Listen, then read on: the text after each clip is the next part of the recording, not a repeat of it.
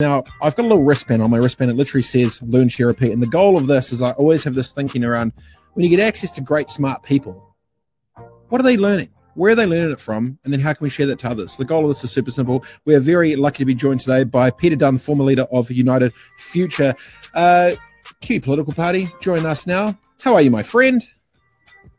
I'm very well, thanks, Robert. How are you? Okay. I'm.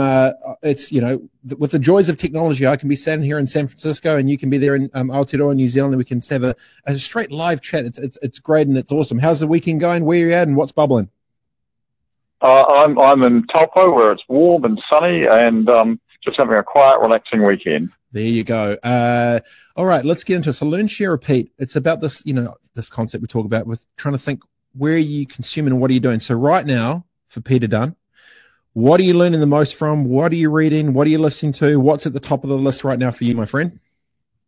Well, I read a lot of newspapers, both in New Zealand and overseas, to keep in touch with sort of trends and developments, and particularly Europe, the Americas, Australia, and New Zealand.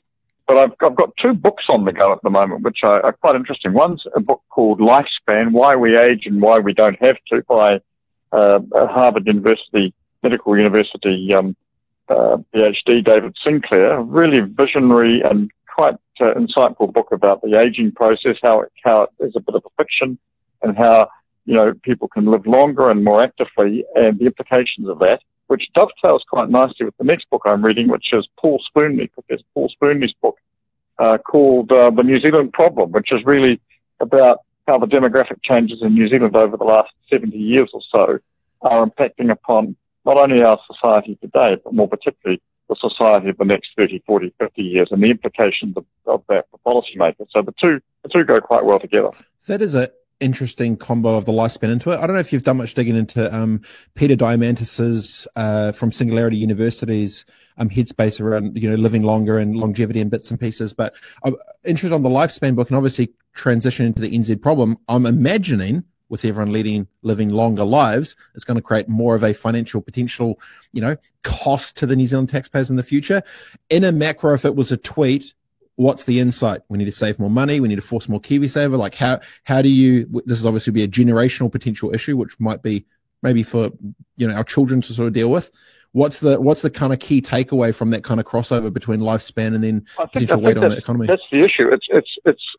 It's not just lifespan in terms of whether we're going to live to be, 120 or whatever, but it's quality of life. Are we going to be physically and intellectually active for most of that time, or are we just going to be sort of toddling on?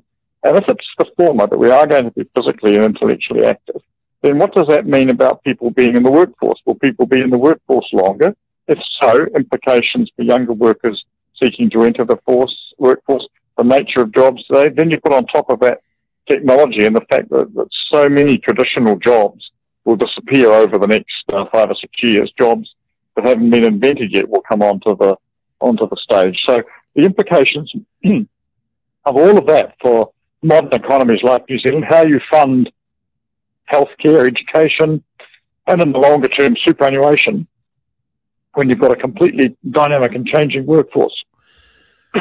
Excuse me. No, that's good. It's an interesting intersect if you're talking about, longevity, work overlaid with automation and AI coming on top of it as well. Obviously people are, there's the big fear of robots and automation and bits and pieces. Do you see it as a decade, and where do you see the intersection of potential issues or crossover, or the intersection of all these things sort of really smashing together and directly impacting us potentially more so than we're thinking today? I think it's much shorter than a decade. Huh. I think it's much shorter than a decade. I think it's sort of happening now. And in fact, it's been happening over the last 2 years in response to COVID-19 as people have changed work patterns, lifestyles, because they've had to, because of the incidence of the pandemic. And I think that's given us a useful starting point, really. Just, these are the sorts of changes we are going to have to consider. Again, the nature of work has changed in that period of time, both the physical location of work, but also the types of jobs that are available. So I think it's happening all around us now, and the challenge is going to be how quickly we adapt and move, not just as individuals, but as our society, our businesses, and our government adapt their processes also to meet these challenges. So if Peter Dunn was born in 2005 is now 15, 17 years, whatever the number is. I'm not that good at math.